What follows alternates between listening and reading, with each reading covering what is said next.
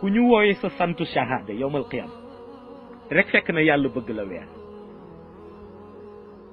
koo dégg ñu ni diw sant nangam tiital sa bopp parce que yàlla ngi lay bëgg weer waaw ñu bari nag xamuñu ko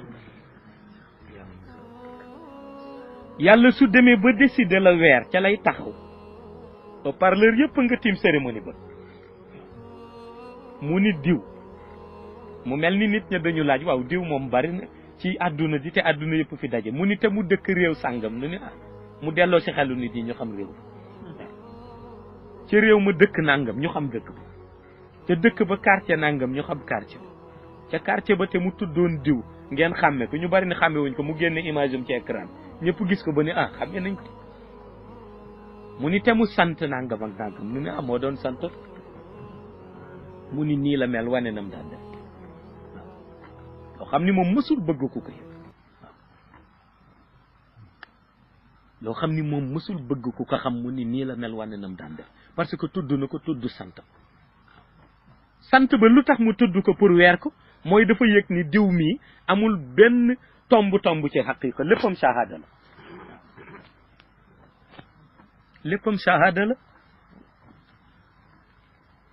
waaye ñi nga xam ni daf leen di teral mais santu xaqiqa la leen dénk santu xaqiqa la leen dénk ndax ki nga xam ni amu ci sant bu muy féeteyoo mooy yonent bi waaw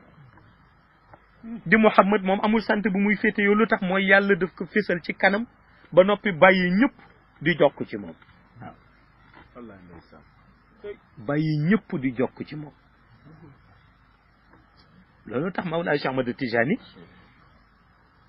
ma laaj ko ni ngay tuddee yonent bi di ko wooyu Seydi Ahmed pourtant yowmal qiyam yow la ñuy woowee Seydi Ahmed mu ni waaw parce que Muhammad bi mooy dellu si ci moom comme Muhammadu rasulullahi bi yàlla tudd ci alquran waaw